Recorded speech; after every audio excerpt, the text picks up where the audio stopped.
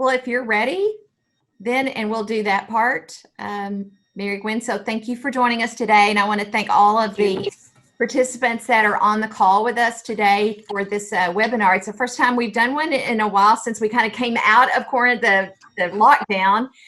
We were doing a lot at that time, and so we're now back into doing this, and we will have some others coming up in the month of August and September for our small business celebration. But we had this event planned with you, I think back in April. We kept trying to have it because we were so interested in your program, the 55,000 Degrees, and the potential for what it might could mean to our community as well. And we wanted to have it in person, so we kept pushing it back about when we might have it. And unfortunately, we finally just had to accept our current situation and just say, okay, we're going to do this via Zoom and do a webinar today just so that we could go ahead and hear more from you. So today, as I said, is a topic that we've had a lot of interest in about raising up the education in our community for our citizens. We do want to thank our sponsor, Murray State University, the Paducah campus. They are our partner, and we appreciate them so very much. And Jennifer Frazier is a good friend of ours. She's the Paducah campus director. And if we can bring her in, she'll be joining us in just a moment for some brief comments. On our call today, as well as our representatives from Murray State, we also have the president of West Kentucky Community and Technical College, Dr. Anton Reese, Dr. David Silverstein, the director of the University of Kentucky College of Engineering, the Paducah Satellite Campus here, Bethel University with Jackie Puckett, and then we have representatives from all of from those universities as well as our secondary school system. So we thank them for joining us to listen in on this topic. If our participants that are listening in today would like to ask questions of you for later after your presentation, they can do that in the chat box, or if they want, they can email those to me at swilson@paducahchamber.org, and I'll facilitate those just in a few minutes to you after your presentation.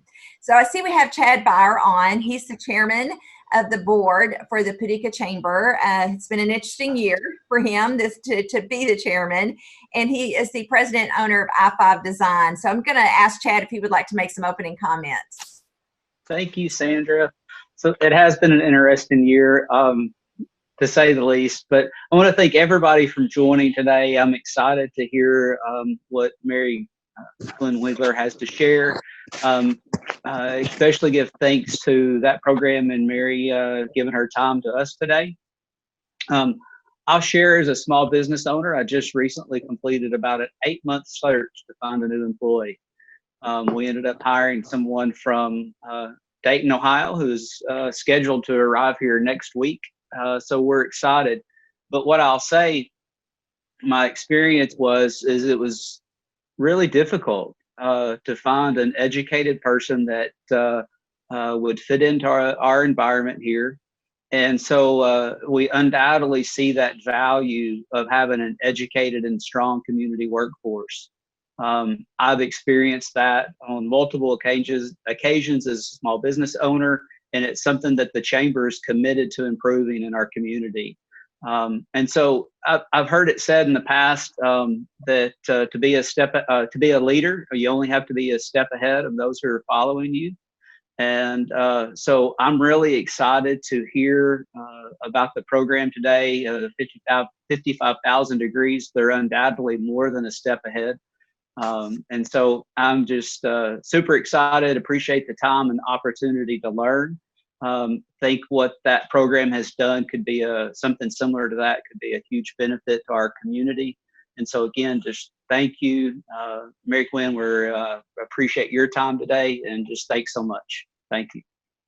Thanks, Chad. On the vice chair of our Paducah Chamber Board for Workforce and Education is Terry Lundberg with Lundberg Medical Imaging. She's the practice manager there, and she also serves as the chairman of our Business Education Partnership, which in partnership with Murray State brought this today. So welcome, Terry. I'll turn it over to you for some comments. Thanks, Sandra. Thanks, everyone. Welcome, everyone. We're so excited again to bring you all together. The mission of our Business Education Partnership is to develop these collaborative relationships with businesses and education and be a proactive educational force for our local and regional as well as state issues here. So in 1996, the Business Education Partnership was to develop these relationships between business and education.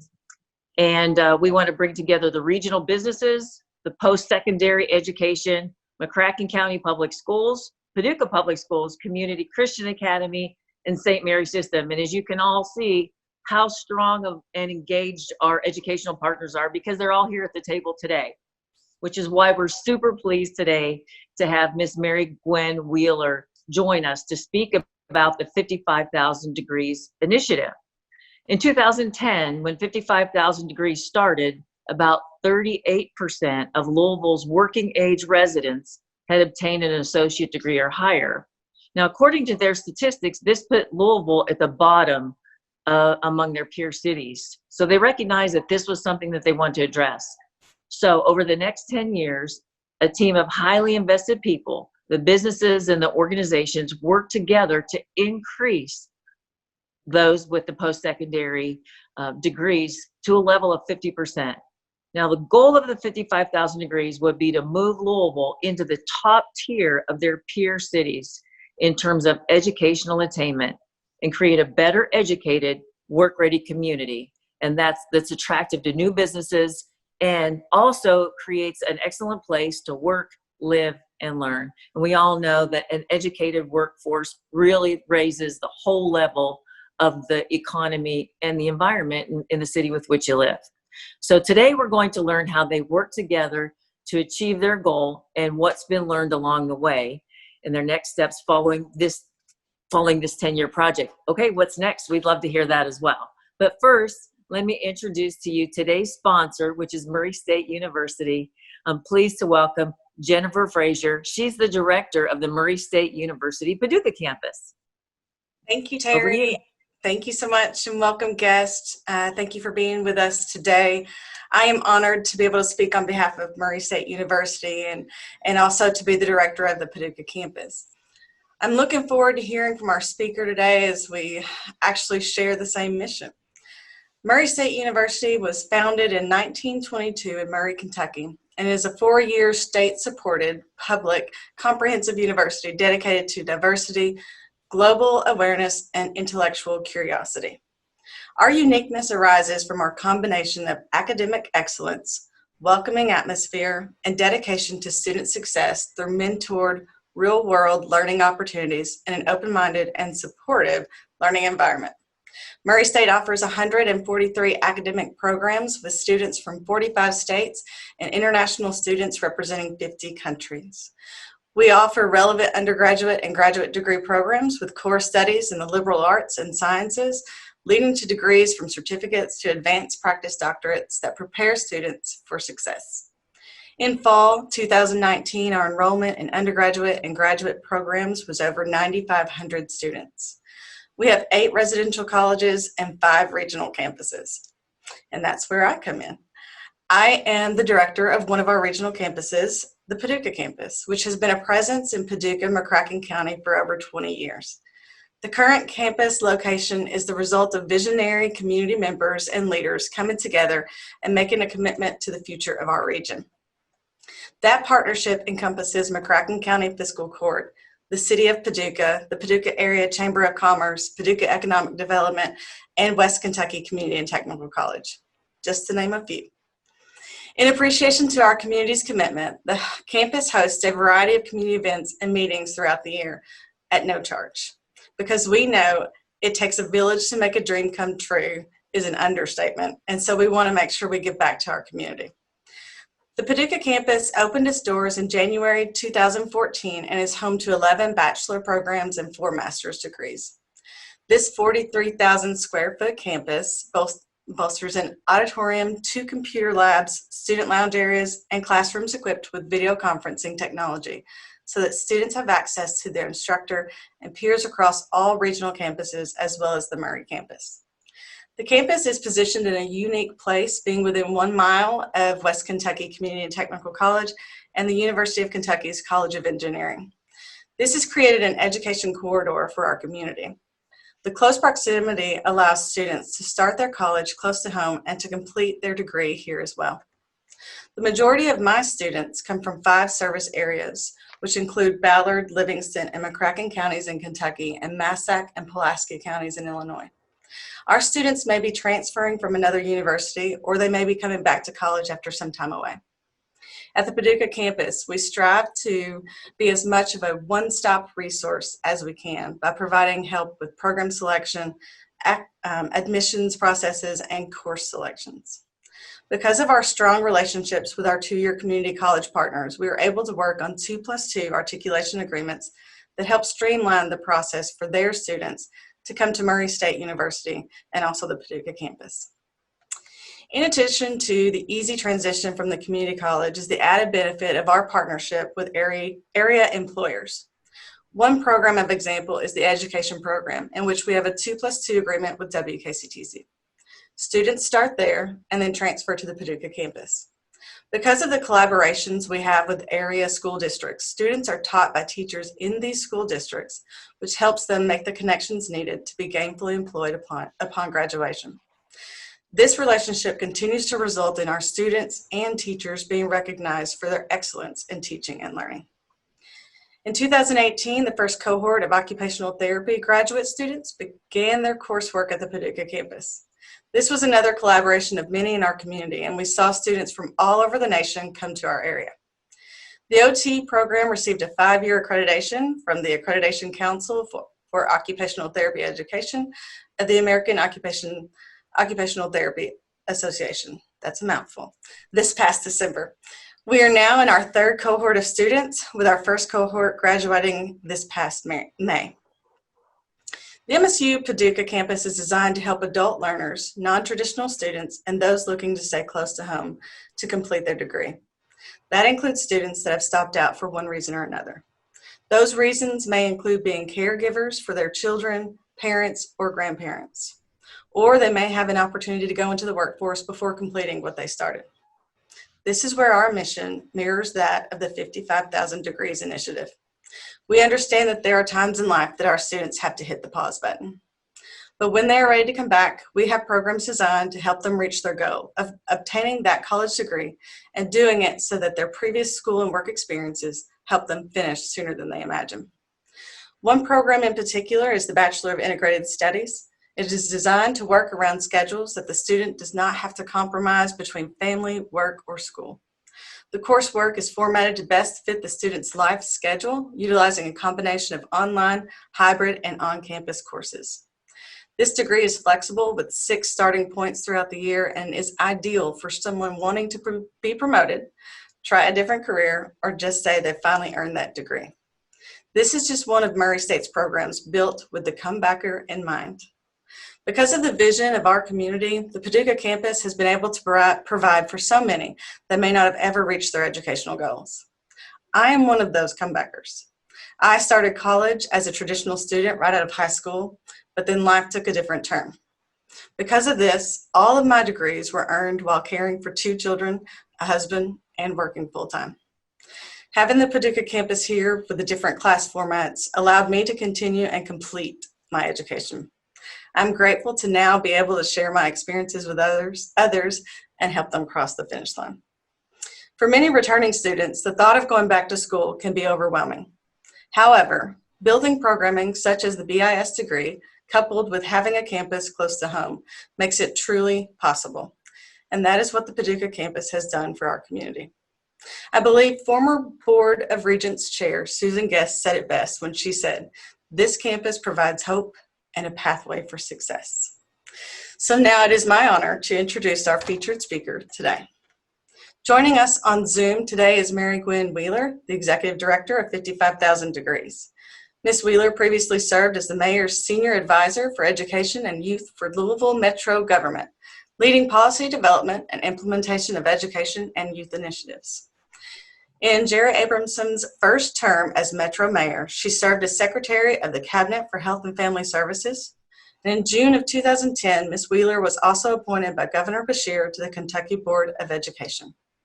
With a BA in American Studies and a Master's in Public and Private Management from Yale University, Ms. Wheeler also has experience in family literacy, workforce development, nonprofit management, strategic planning, and international development.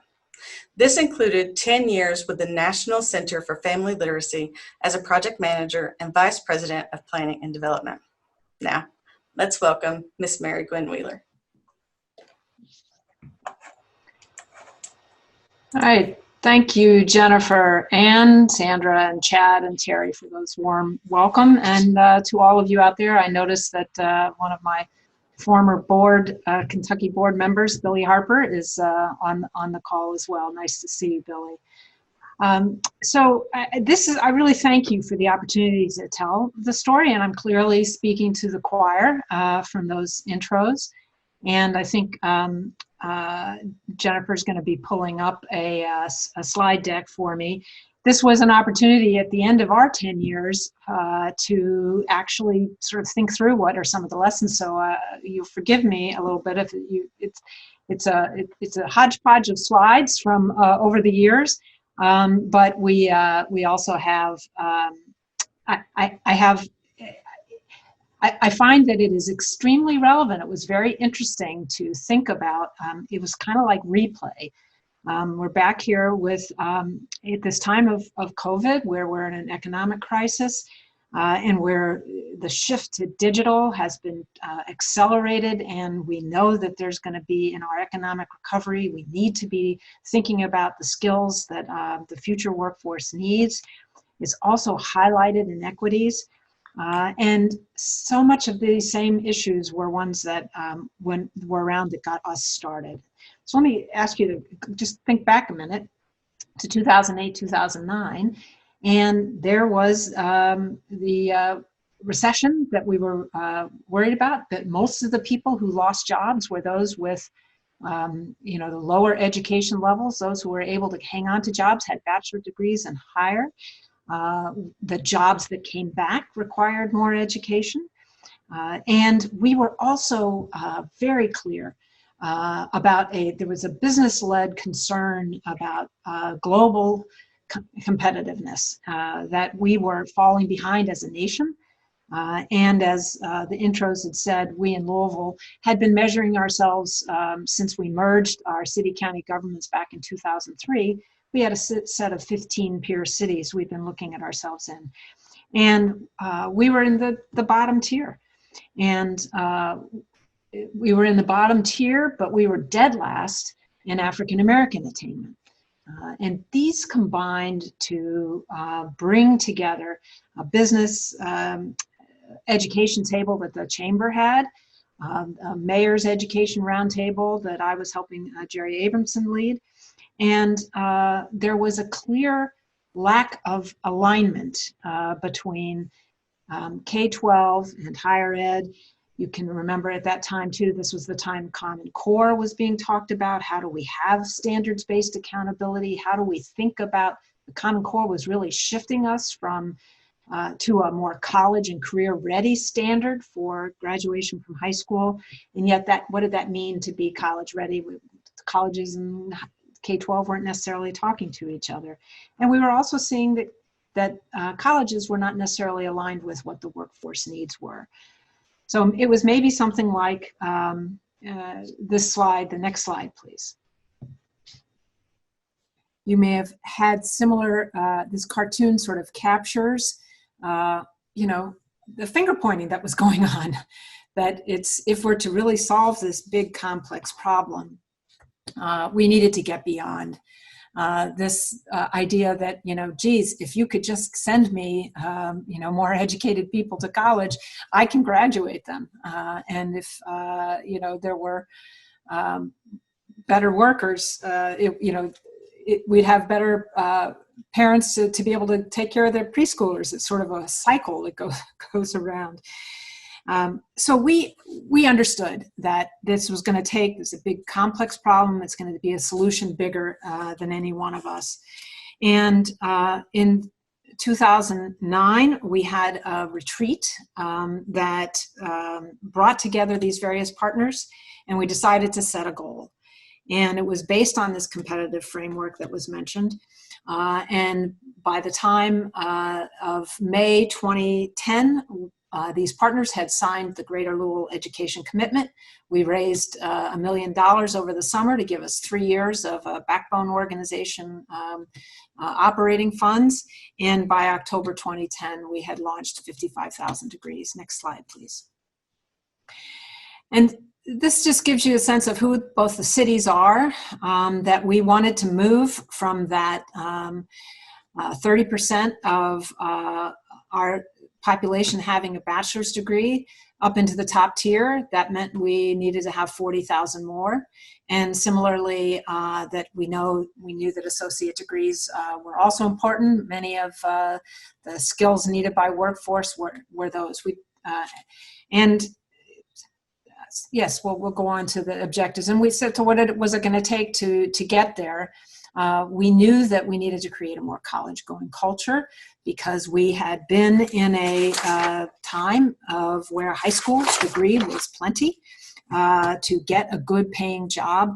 And we needed to shift that sense of that post-secondary, some education beyond high school was going to be needed.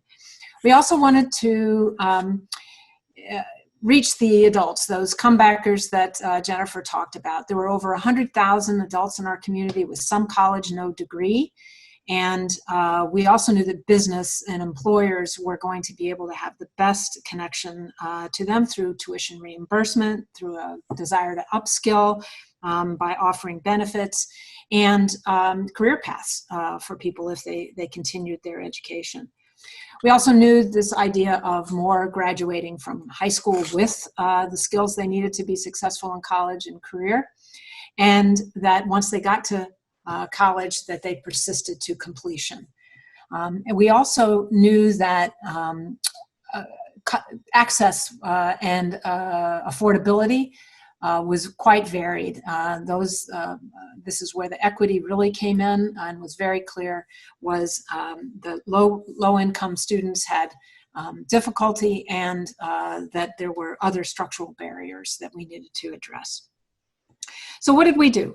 We basically used this. Goal was very critical in spreading the word and getting people to rally in terms of community engagement. We also got all of our founding partners to make a pledge as to how they would reach this. And those partners included all of our higher ed institutions, both on the Indiana side of the river, as well as in Louisville, the community college, University of Louisville, and our private schools as well. And also the K-12 and the Archdiocese public schools and Archdiocese systems, and government with the mayor, and also all of our community organizations like Urban League and Metro United Way. A broader community engagement was reached to with a sort of count me in, asking everybody to say how they would help as well. And go ahead to the next slide. This was a film that was a few years in, where another piece that we had done was been measuring, all those objectives that I mentioned, each had metrics that we were following. We created a data dashboard, which you can see on our website, and followed them. And we could tell that we were making progress, but we were not going to reach our goal, and we needed to ratchet up a bit. And if we could start this little video, I don't know if you have a capacity to do that. Yeah, just to give you a sense of the feel. Launched in the fall of 2010 to increase the percentage of our state's working-age adults with college degrees. And we're at a real inflection point, a real transition for the country right now. We face a lot of challenges that other cities face. That is a transition to an innovation-oriented economy. So education is just fundamental to making this transition. So that's why 55,000 degrees is so important. 55,000 degrees, a movement, a partnership between business, government, and education leaders, all who want to improve quality of life in our city by increasing the numbers of college-educated individuals. 55,000 more with college degrees by the year 2020. That's 50% of Louisville's working population with a college degree. We have so many people engaged in this community now in this goal to reach 50% of our population with a college degree. And the data is actually confirming that we've reached the highest point ever in our history at 41.3% of working age people in Louisville have an associate's degree or higher. But we also know that there are challenges ahead because we're not quite yet on track of the pace we need to be to get there by 2020. To make 55,000 degrees by 2020 a reality, the Count Me In campaign allows our entire city to pledge to make the commitment. Count Me In reaches out to students, businesses, civic organizations, churches, and citizens. We all have the talents, skills, and resources to make 55,000 degrees a reality. But we need mentors, we need support, we need a massive community conversation to make sure we achieve 55,000 degrees and beyond. We'll change Louisville one student at a time.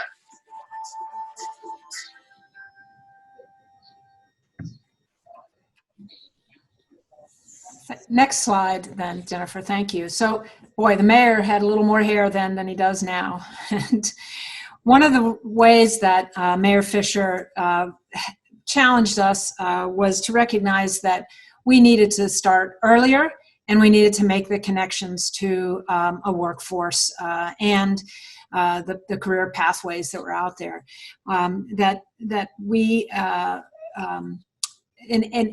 We had been very focused on our 2020 goal, and that meant really high school to college was where 55,000 degrees put a lot of energy.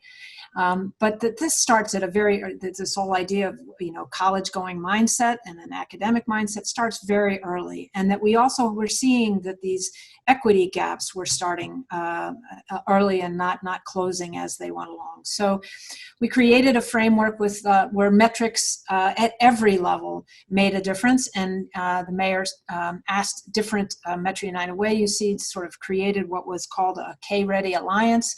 They identified a goal that they wanted to achieve. We had the public schools really identifying the goals that the state had set for them, 55K, then being in this framework to make sure we had that transition to college and persistence through college.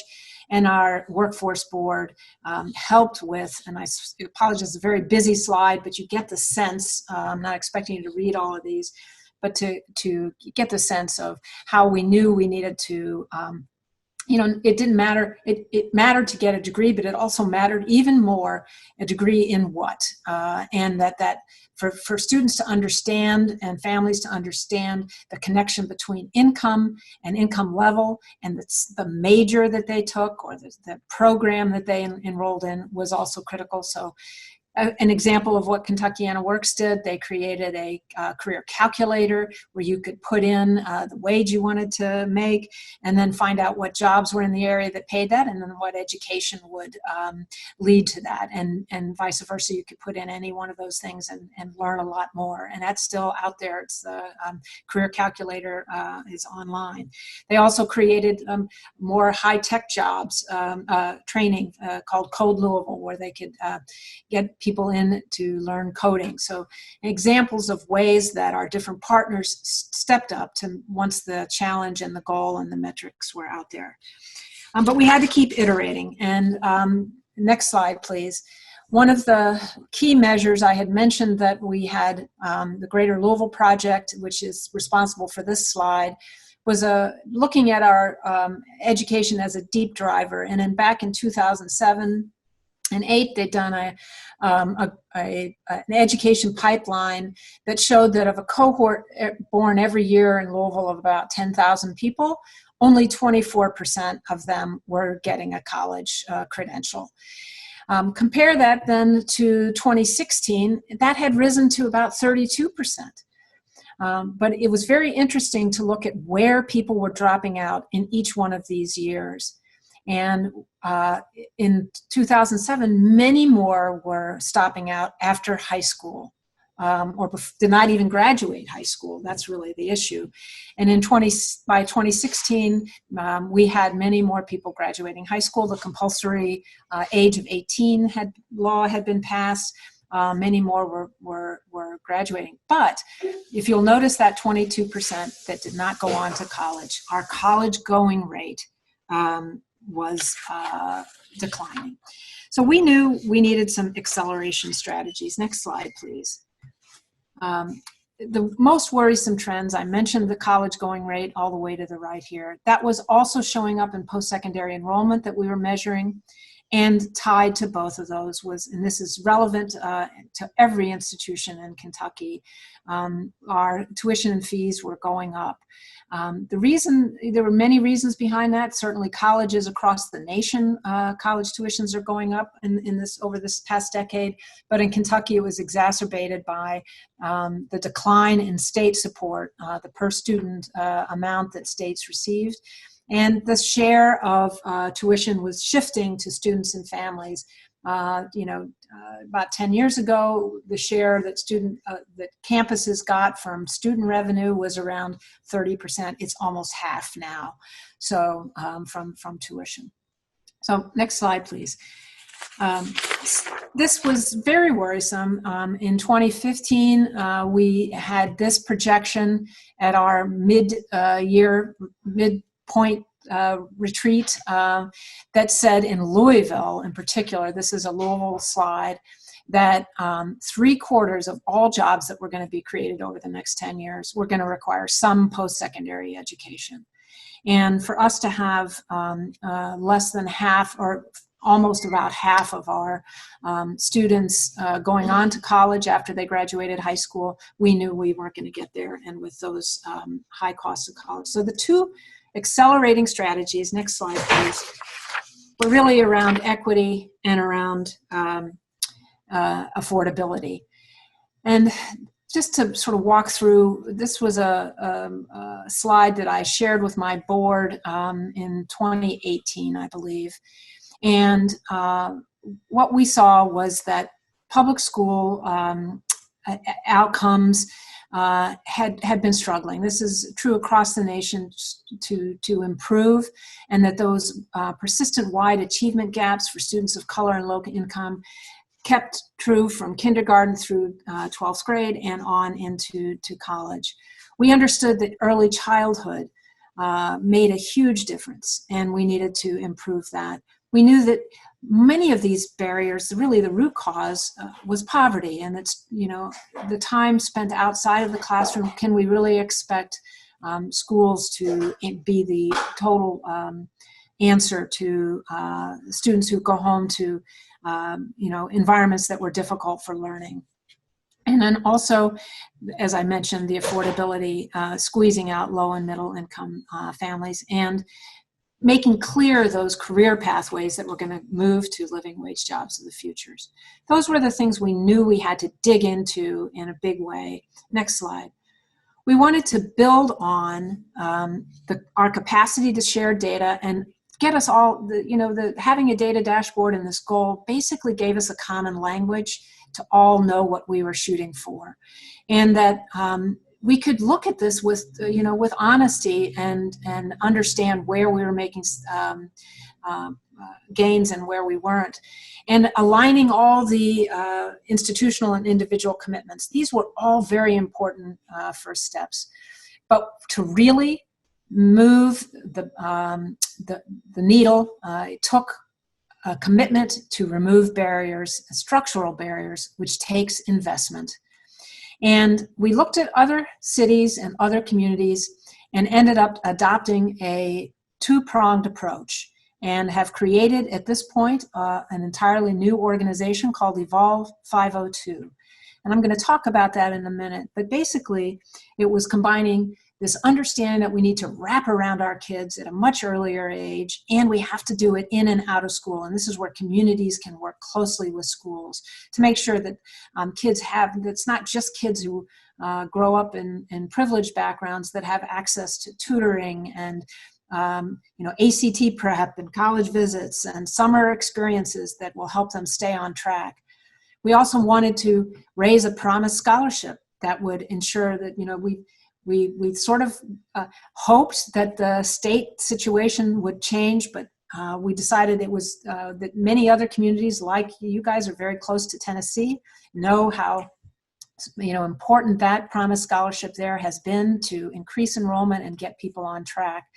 So we decided we wanted to make that possible for our own students in Louisville, raise a fund so that all public school grads would be able to go 2 years tuition free, and that we would be very focused in all of this on equity, with an equity lens, and diversity and inclusion.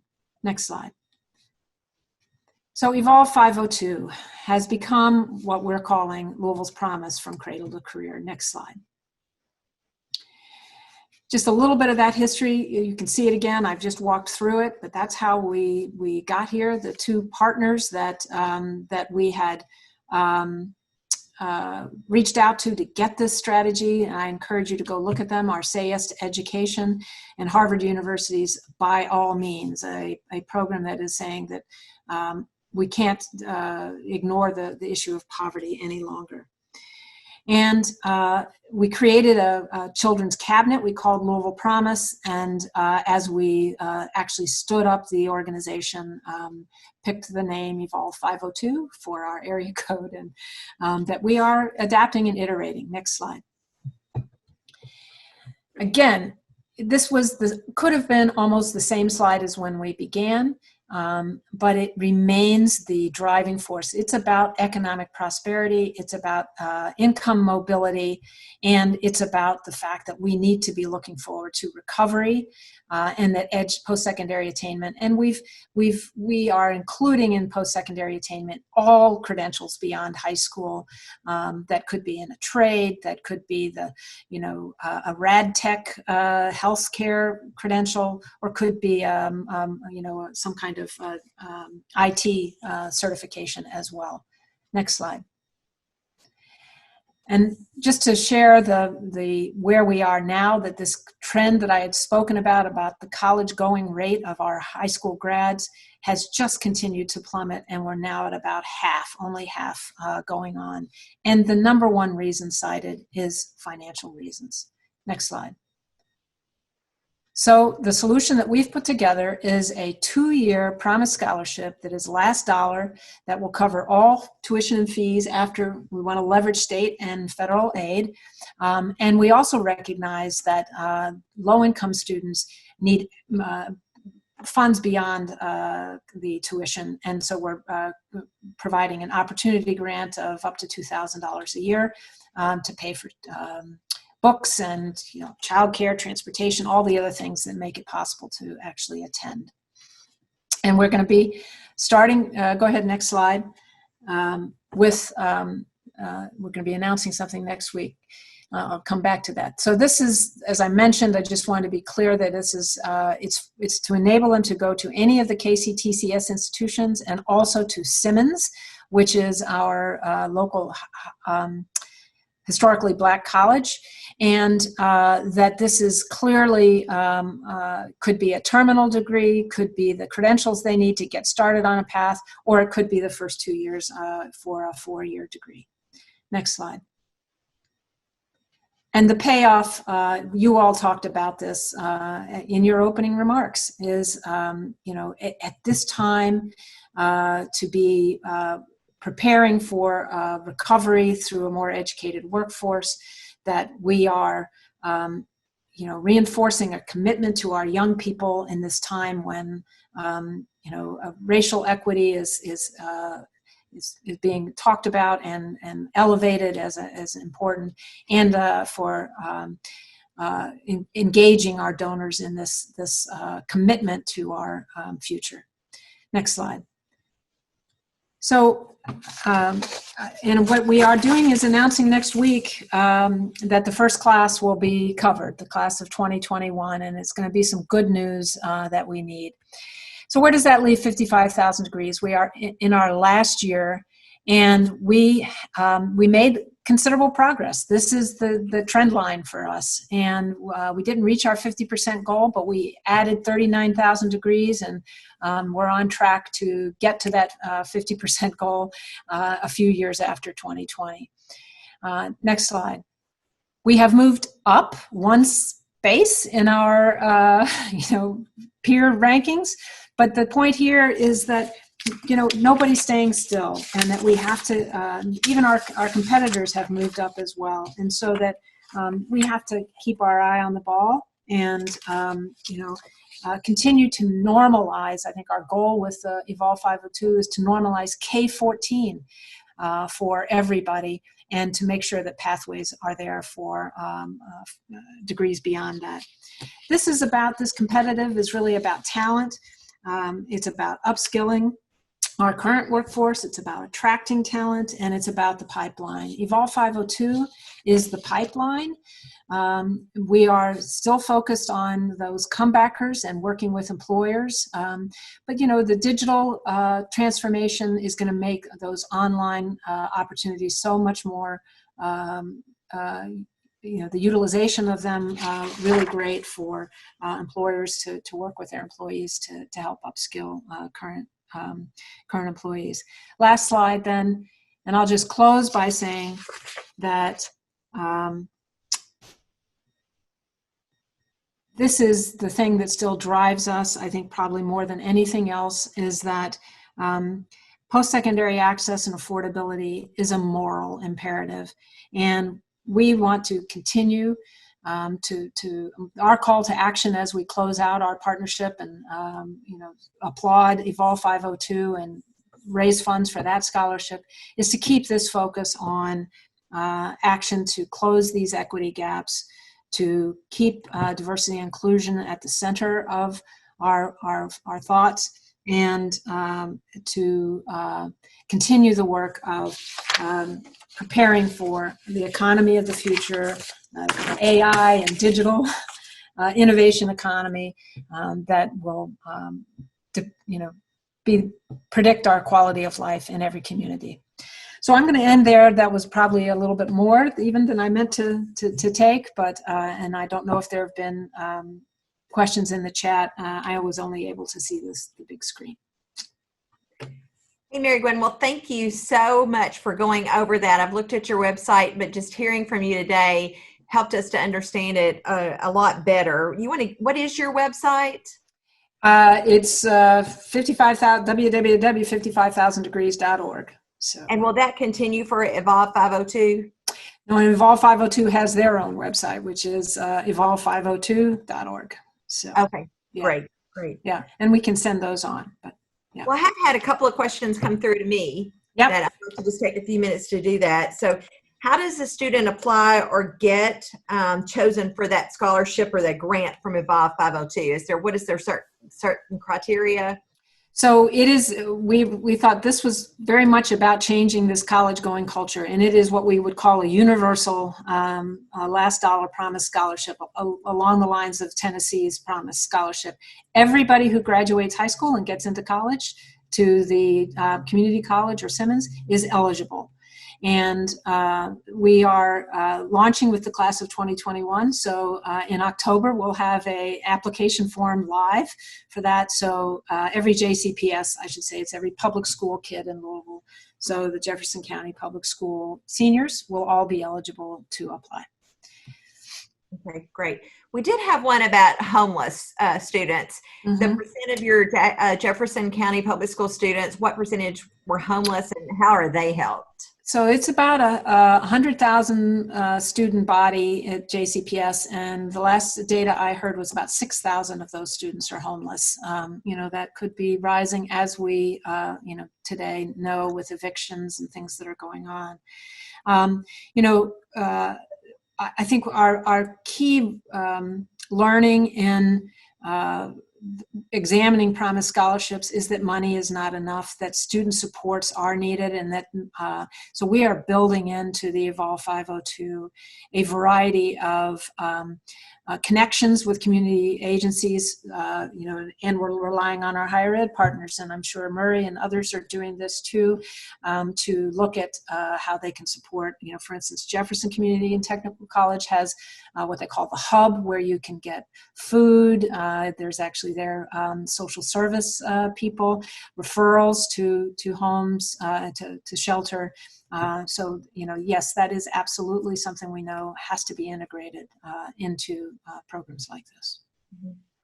We are fortunate in this area that we do have what you've called the Promise Scholarship Fund. We have the Community Scholarship Program where our students can go for their first 2 years at WKCTC for with their expenses paid. So how did you all raise the money to do that Promise Scholarship Fund? So we're in the process of raising it, and I, in a moment of weakness, agreed to be the campaign chair. So I'm smack in the middle of this too. We actually have a goal of about a $50 million fund to be able to guarantee all 15 years of the current cohort at JCPS would be able to access this scholarship and the opportunity grant. I want to be clear that that ends up being about half of this fund goes to that opportunity grant above and beyond tuition.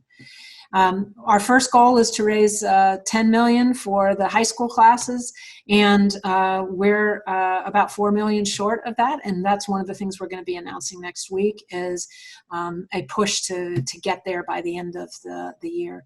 We want to raise funds from, we're right so far, it's been individual donors, corporations, private foundations. We also have put in a request with our city government. It got discussed this past time, but did not get passed in the in the Metro Council budget in this crisis period. But that's what we are looking to do, is to raise that, and hopefully if we get started in this, we may find that state financial aid is able to cover a lot more than we thought. So with the Work Ready Scholarship, for instance.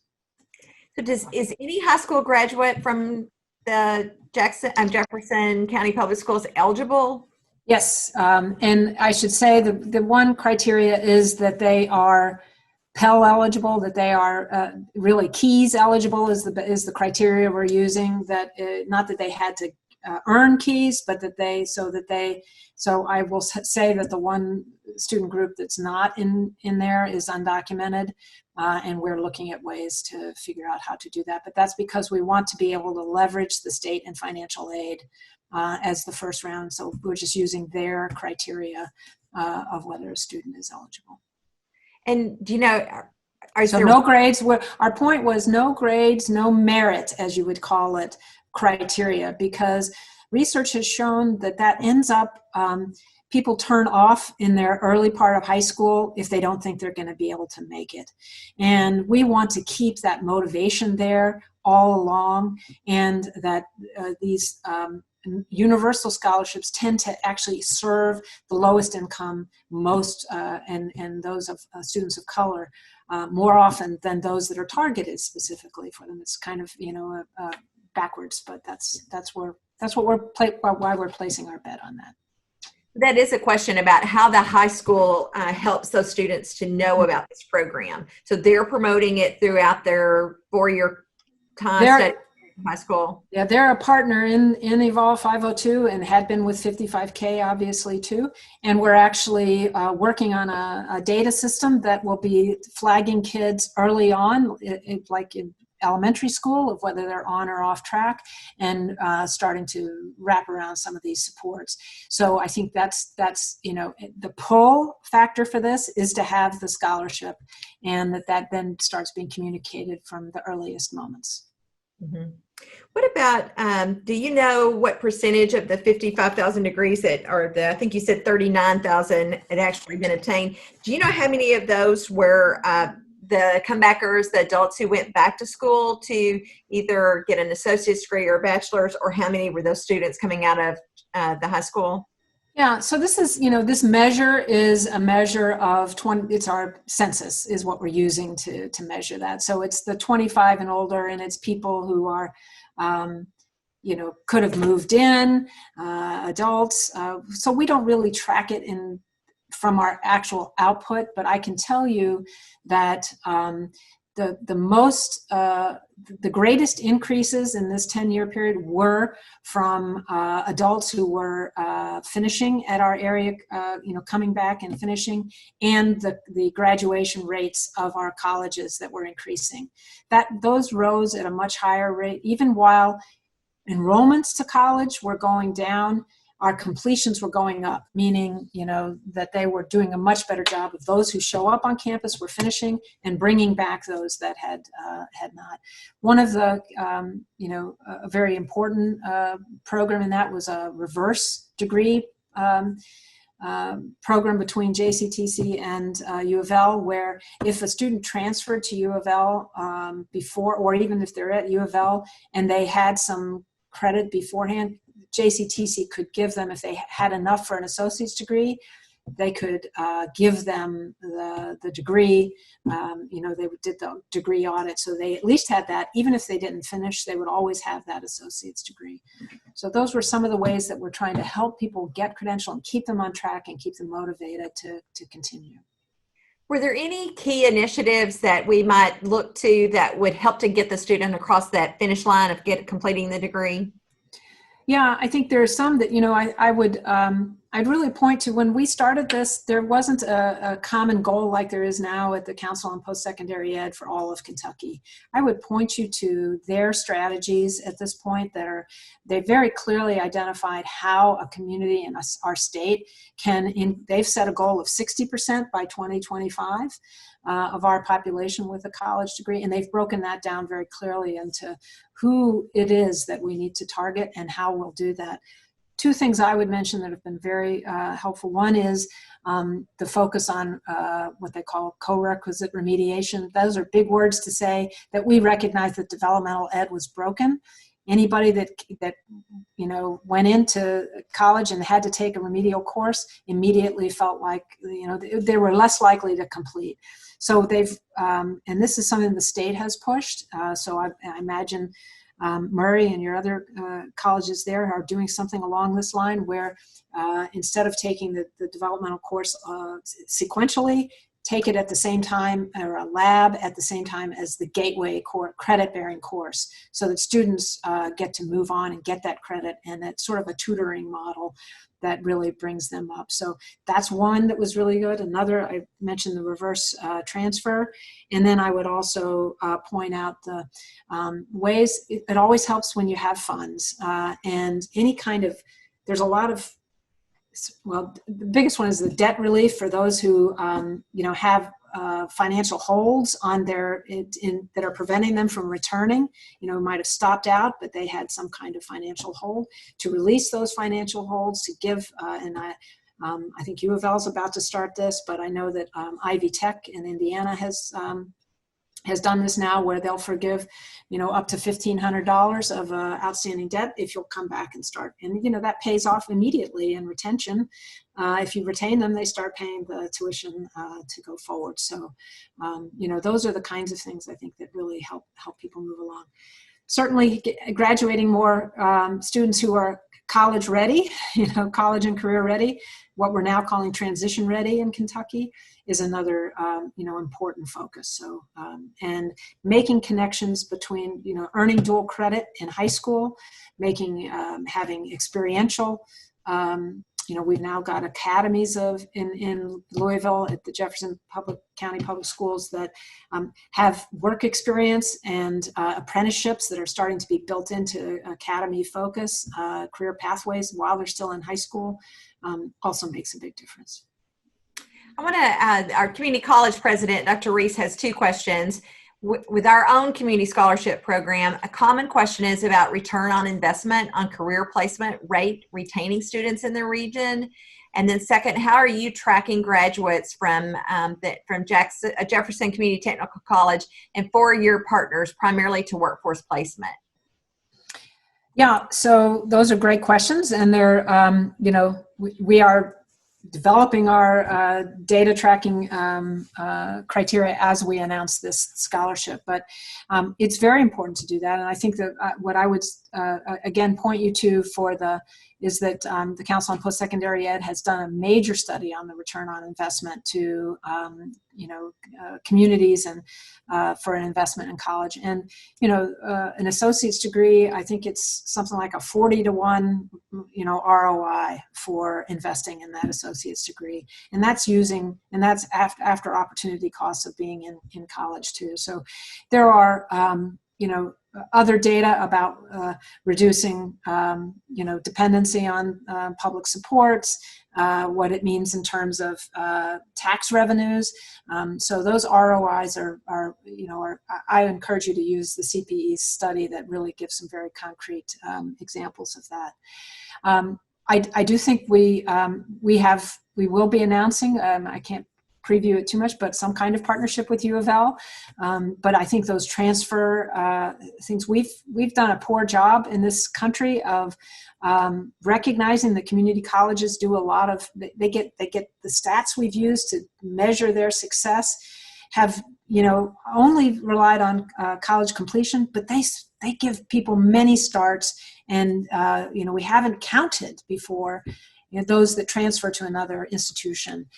We need to start doing that, and I think those are some of the things that can be very successful. Is that those are what we found is that the college to college partnerships are the ones that really strengthen that, where you can put people, where you have a real handoff of a person to a person, that when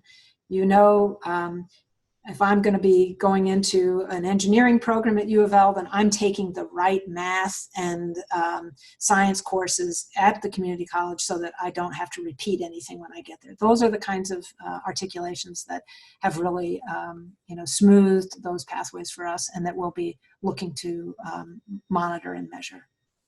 What about additional incentives to bridge the gap with African Americans? It looked like there was about a 15% difference in that. How are you addressing that? So when we first started, there was on our Mayor's Education Roundtable, there were about 5 African American leaders who saw the data and said, we must do something, and created a group called 15,000 Degrees. That of the 55,000, they wanted 15,000 of those to be earned by African Americans. And they picked that goal because that would have eliminated the gap between whites and blacks.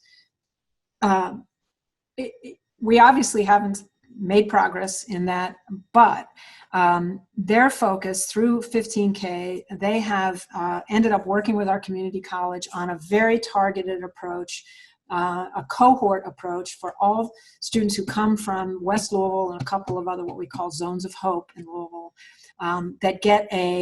they take their first year course together, they get peer advisors, they get an individual advisor, and they've gotten connections to community. And through that sort of cohort approach, they have closed the gap between for retention and for passing entry-level courses in between blacks and the overall college. So that's an example of where very targeted interventions, and that was because these African American leaders really sort of insisted that the colleges do that. So I think that that focus, everybody's looking now, and I think that we know what it will take, but absolutely the engagement of the students themselves in co-designing some of those approaches, I think, will be among the answers we see.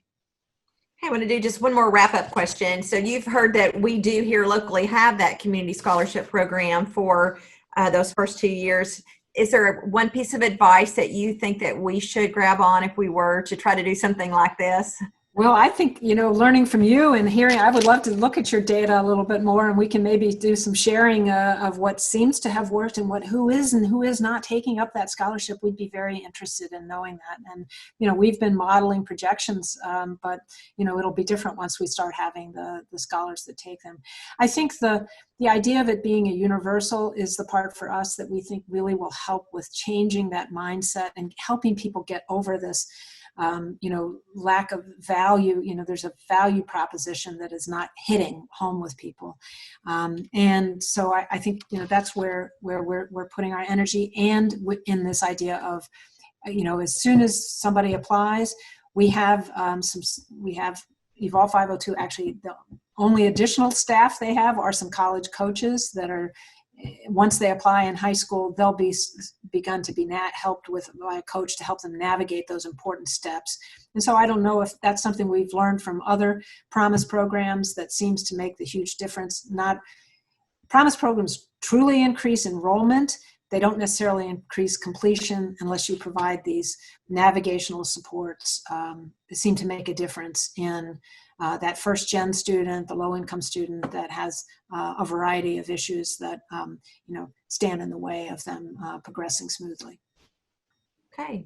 Thank you so much for joining us today. We really appreciate your time. And I hope that once we can meet in person more, maybe we may bring a group to Louisville to meet with you, because we would like to do a lift up in our own community and see more people to complete their degrees, their associate, their bachelor, and beyond. So thank you very much, Mary Gwen, for joining us. I want to thank Murray State Paducah Campus for being our sponsor for this call today. If there are those on the call who are interested in joining with us with the Paducah Chamber on some kind of local initiative like this, please let me know at swilson@paducahchamber.org, because it is something that our board will be considering over the next few months as we kind of evolve and have a little bit of a different chamber than we had pre-COVID, honestly, with what we can't do right now. So please let me know if you're interested in being involved with it. And Mary Gwen, thank you again for being with us, and we look forward to seeing you sometime again in person. So thank you so much. Really appreciate the opportunity. Best of wishes to you all. Thank you. Thanks everyone for joining us today. Have a great day.